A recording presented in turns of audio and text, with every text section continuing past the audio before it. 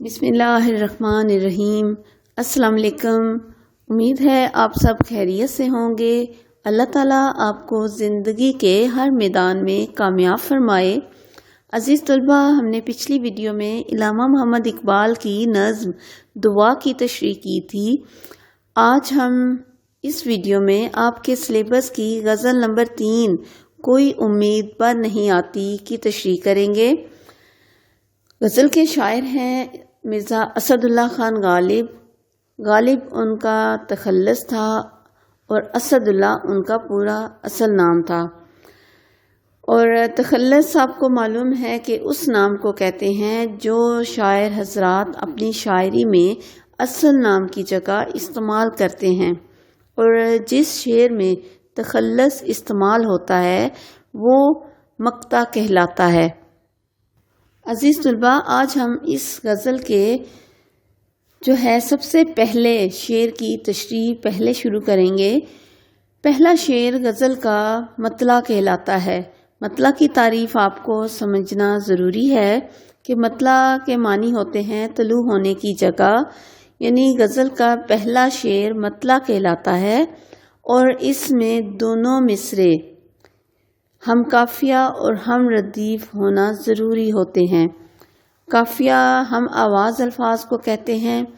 اس غزل میں بر، نظر، کر قافیہ ہیں، اور ردیف جو ہے وہ قافیہ کے بعد ہو بہو دہرائے جانے والے الفاظ کو کہتے ہیں، یعنی مطلع کے دونوں مصروں میں ردیف کا استعمال ہوتا ہے، اور باقی اشعار جو غزل کے باقی اشعار ہوتے ہیں اس کے دوسرے مصرے میں ردیف کا استعمال ہوتا ہے۔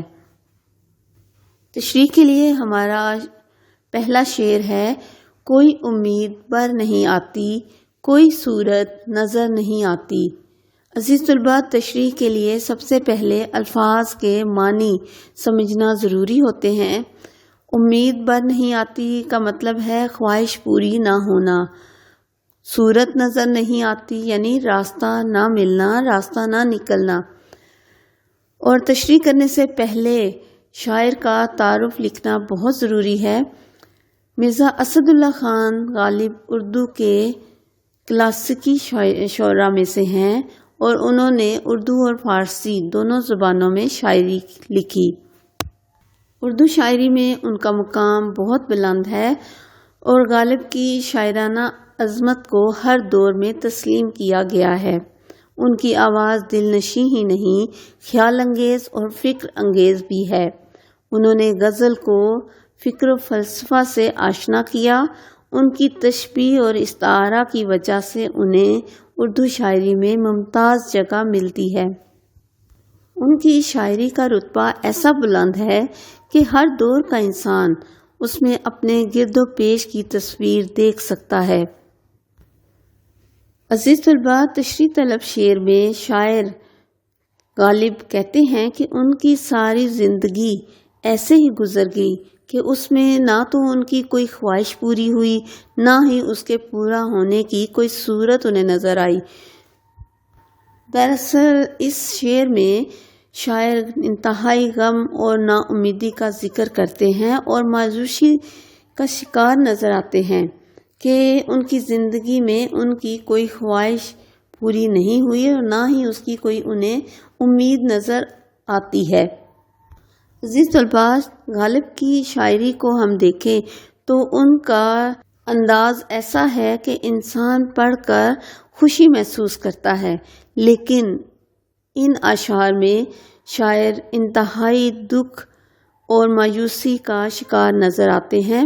عزیز طلبہ، زندگی دکھ اور خوشی کا حسین امتزاج ہے، یعنی رنج، خوشی، مشکل اور آسانی تو اس زندگی کا حصہ ہیں۔ قرآن پاک میں ہے: بے شک ہر مشکل کے بعد آسانی ہے، لیکن ان تمام باتوں کو جانتے ہوئے بھی انسان ایسی حالت کا شکار ہو ہی جاتا ہے کہ اس پر نا امیدی اور مایوسی ہر طرف سے غالب آ جاتی ہے۔ کچھ ایسی ہی کیفیت کا شکار غالب اپنے اس شعر میں نظر آتے ہیں کہ انہیں اپنی زندگی ایک ایسے اندھیرے غار کی طرح نظر آتی ہے کہ جس میں انہیں امید یا روشنی کی کوئی کرن نظر نہیں آتی۔ حوالہ شعر یہاں آپ لکھ سکتے ہیں: غم اگرچہ جاں گسل ہے، پہ کہاں بچیں کہ دل ہے، غم عشق اگر نہ ہوتا، غم روزگار ہوتا۔ اس سے مراد یہ بھی ہے کہ انسان کبھی نہ کبھی تو مشکل حالات جو زندگی میں پیش آتے ہیں ان کو برداشت کرتے کرتے تھک جاتا ہے، لیکن یہ پریشانیاں کسی نہ کسی شکل میں بار بار اس کے سامنے آتی ہی رہتی ہیں۔ اصل بات تو یہ ہے کہ انسان کو ہمت اور حوصلے سے کام لے کر ہر قسم کے حالات میں جینا ہی پڑتا ہے۔ حوالہ شعر ہے: اب تو گھبرا کے یہ کہتے ہیں کہ مر جائیں گے، مر کے بھی چین نہ پایا تو کدھر جائیں گے۔ مختصر یہ کہ غالب کی اس غزل میں انتہائی مایوسی اور شدت غم کا اظہار ملتا ہے اور انہیں اس سے باہر نکلنے کی صورت بھی نظر نہیں آتی۔ غزل کا دوسرا شعر ہے: موت کا ایک دن معین ہے، نیند کیوں رات بھر نہیں آتی۔ شعر کی تشریح کرنے کے لیے مشکل الفاظ کے معنی سمجھنا ضروری ہوتے ہیں۔ معین ہے، مقرر۔ عزیز طلباء، تشریح سے پہلے آپ نے شاعر کے تعارف کا پیراگراف جس طرح پچھلے شعر کی تشریح میں لکھا وہ اس میں بھی لکھنا ہے، اس کے بعد تشریح لکھنا شروع کرنی ہے۔ عزیز طلباء، تشریح طلب شعر میں دراصل نیند نہ آنے کی جو کیفیت شاعر نے بیان کی ہے وہ بے چینی اور پریشانی کا استعارہ ہے۔ اس شعر کو ہم اگر پچھلے شعر کے ساتھ ملائیں تو ایک سبق بھی ملتا ہے کہ انسان کی زندگی میں کوئی بھی حالت مسلسل نہیں رہتی۔ زندگی میں مختلف قسم کے حالات پیش آتے رہتے ہیں اور یہی بدلتے ہوئے حالات انسان کو پریشانیوں میں مبتلا کر دیتے ہیں۔ کسی دانشور کا قول ہے: زندگی پھولوں کا بستر نہیں بلکہ کانٹوں بھرا راستہ ہے۔ چنانچہ زندگی میں پیش آنے والی پریشانیاں انسان کو بے چین کیے رکھتی ہیں اور ان کا ڈر، خوف مسلسل اس پر حاوی رہتا ہے اور یہ خوف ہی دراصل انسان کی بے سکونی کا باعث ہے۔ حوالہ شعر ہے: زندگی ہے یا کوئی طوفان ہے، ہم تو اس جینے کے ہاتھوں مر چلے۔ کچھ ایسی ہی حالت ہے جس کا ذکر غالب غزل کے اس شعر میں کر رہے ہیں کہ موت نے تو اپنے ایک مقرر وقت پر ہی آنا ہے، لیکن نیند جو رات بھر نہیں آتی اس کی کیا وجہ ہے؟ اس کی وجہ یہ خوف ہی ہے۔ یہاں شاعر خوبصورتی سے موت کو کسی ناگہانی یعنی اچانک آنے والی مصیبت کے لیے استعارہ کے طور پر استعمال کرتے ہیں۔ وہ کہتے ہیں کہ جس طرح انسان کے ذہن پر موت کا خوف ہر وقت طاری رہتا ہے، اسی طرح غم، پریشانیاں اور ایسے دکھ جو اچانک اس کی زندگی میں آئیں ان کے لیے بھی ایک خوف کا احساس انسان کے دل پر ہر وقت چھایا رہتا ہے۔ شاعر کا کہنا ہے کہ موت سے بچنا تو ممکن نہیں، لیکن وہ ڈر جو ہر وقت دل پر چھا جائے اس سے باہر آنا تو بہرحال ضروری ہے۔ حوالہ شعر ہے: کہاں تک بھاگ پائیں گے غموں سے، مقدر میں ہمارے جو لکھے ہیں۔ یعنی جو دکھ زندگی میں آنے ہی ہیں ان سے تو بچنا ممکن نہیں، لیکن وقت سے پہلے کسی بھی چیز کو اپنے اوپر طاری نہ کریں۔ مختصر طور پر ہم یہ کہہ سکتے ہیں کہ شاعر ہمیں یہ بتانا چاہتے ہیں کہ موت کا وقت تو مقرر ہے، یعنی ایسی مصیبت جس سے بچنا انسان کے بس میں نہ ہو، اس کے ہاتھ میں نہ ہو، تو قبل از وقت اس سے میں اپنے آپ کو پریشان کرنا یا اس میں پریشان ہونا اس کے بارے میں جائز نہیں، بلکہ یہ جو نیند نہ آنے کی وجہ ہے شاعر سے مراد یہ ہے کہ انسان کی ذاتی پریشانیاں اور خوف ہیں جن میں انسان خود اپنے آپ کو مبتلا کر لیتا ہے اور اپنی پریشانیاں بڑھاتا چلا جاتا ہے۔ غزل کا تیسرا شعر ہے: آگے آتی تھی حال دل پہ ہنسی، اب کسی بات پر نہیں آتی۔ عزیز طلباء، تشریح کرنے سے پہلے مشکل الفاظ کا سمجھنا ضروری ہوتا ہے۔ حال دل ہے دل کا حال۔ تشریح کرنے سے پہلے آپ نے شاعر کا تعارف، جو پیراگراف آپ نے پہلے شعر کی تشریح میں سمجھا ہے، وہ یہاں بھی لکھیں گے۔ اس کے بعد آپ تشریح لکھنا شروع کریں گے۔ زیر تشریح شعر میں شاعر غالب کے ہاں ہنسی آنے سے مراد یہ ہے کہ جب انسان کسی لطیف بات یا کسی ایسی بات کو سن کر اپنی حس مزاح کو تسکین پہنچاتا ہے تو وہ کیفیت جو انسان پر طاری ہوتی ہے، اس سے حس مزاح یا اس سے انسان خوشی محسوس کرتا ہے۔ یہاں دوسری بات یہ بھی ہے کہ طنزیہ انداز میں بات کی گئی ہے۔ یہاں ان دونوں پہلوؤں کو واضح کرنا ضروری ہوتا ہے، تو اس پر غور کریں تو معلوم ہوگا کہ انسان جب کسی بات میں خوشی محسوس کرے یا اطمینان کا احساس اس کے دل میں ابھرے تو وہ خوشی سے مسکراتا ہے۔ یعنی مزاح کی وہ کیفیت ہوتی ہے جس میں انسان زندگی کی خوبصورتی اور لطافت سے لطف اندوز ہو سکتا ہے۔ اسی حوالے سے دیکھا جائے تو غالب کہتے ہیں کہ پہلے وہ زندگی کی ہر بات جو بھی ان کے سامنے ہوتی تھی، جو بھی اچھائی ہوتی تھی یا جیسی بھی حالت ہوتی تھی، اس سے لطف اٹھاتے تھے اور لطف اندوز ہوتے تھے، اور یہاں تک کہ اپنی حالت پر بھی ہنسی آتی تھی کہ یہ کیا حالت بنا رکھی ہے، یعنی پہلے کیا تھے اور اب کیا حالت ہو گئی ہے، یعنی اپنے آپ پر بھی ہنس لیا کرتے تھے اور مزاح محسوس کرتے تھے۔ لیکن وہ کہتے ہیں کہ اب حالات اس قدر خراب ہو گئے ہیں اور رنجیدگی کا عالم اتنا زیادہ بڑھ گیا ہے کہ اب کسی بات پر بھی ہنسی نہیں آتی۔ حوالہ شعر اب یہاں لکھ سکتے ہیں: مسکراتے ضرور ہیں لیکن زیر لب آہ بھرتے جاتے ہیں۔ یہاں شاعر یہ بتاتے ہیں کہ زندگی نے اس قدر دکھ دیے ہیں، اس قدر پریشانیاں اس زندگی میں آ چکی ہیں کہ کوئی بھی خوشی اب خوشی محسوس نہیں ہوتی۔ تشریح طلب شعر کے دوسرے مصرعے میں ہے کہ اب کسی بات پر نہیں آتی۔ اس بات کو ہم کسی نکات کے قول کے ذریعے بھی واضح کر سکتے ہیں۔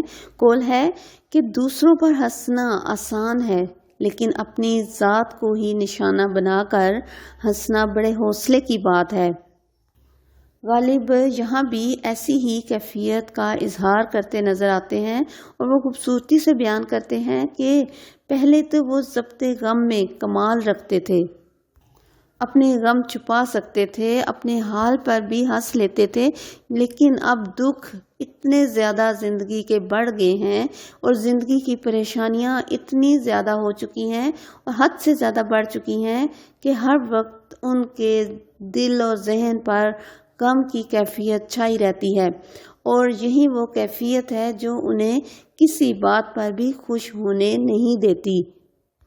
حوالہ شعر یہاں لکھ سکتے ہیں: سینہ و دل حسرتوں سے چھا گیا، بس ہجوم یاس جی گھبرا گیا۔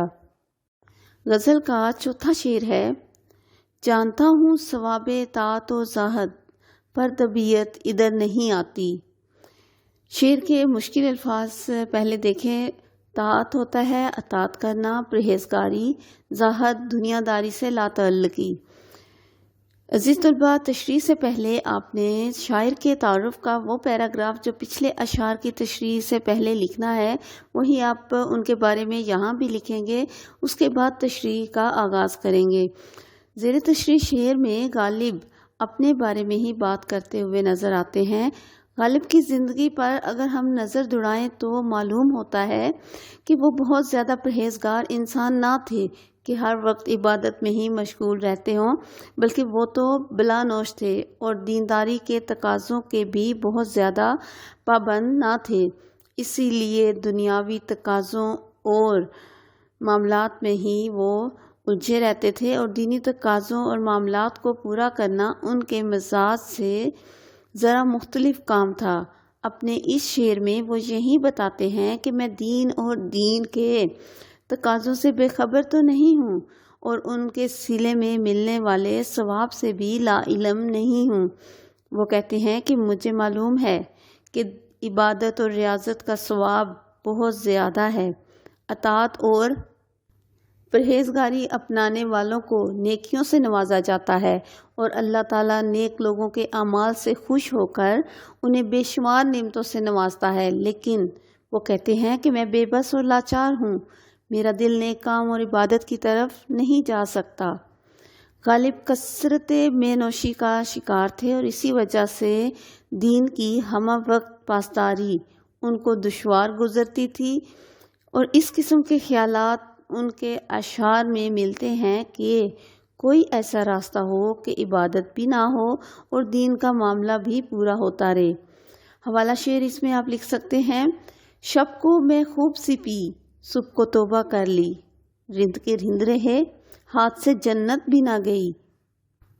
شاعر اس بات کو بھی مانتے ہیں کہ نیک کام کرنے اور عبادت سے ہی دل کو سکون ملتا ہے، اور جب تک ہماری روح دنیاوی آسائشوں میں مگن رہے گی تب تک ہمیں دل کا سکون نہیں ملے گا۔ حوالہ شعر ہے: ہم کو معلوم ہے جنت کی حقیقت، لیکن دل کے خوش رکھنے کو غالب یہ خیال اچھا ہے۔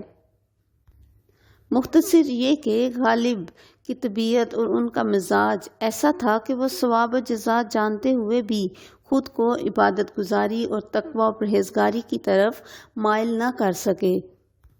وہ خود ہی اس بات کا اقرار کرتے ہیں کہ ان کا دل دنیا کی محبت میں پھنس چکا ہے، اور یہی وجہ ہے کہ وہ عبادت سے غافل ہو چکے ہیں۔ اس بات کے لیے وہ بے حد شرمندہ ہیں کہ ان کا دل تقوی یعنی خوف خدا میں نہیں لگتا۔ حوالہ شعر ہے: کعبے کس منہ سے جاؤ گے غالب، شرم تم کو مگر نہیں آتی۔ عزیز طلباء، یہ اس غزل کا مقطع بھی ہے۔ اس شعر میں بھی وہ اسی قسم کے خیالات کا اظہار کرتے ہیں کہ میرا دل عبادت کی طرف نہیں آتا اور میں اب شرمندہ ہوں کہ کس منہ سے اللہ تعالیٰ کا سامنا کروں گا۔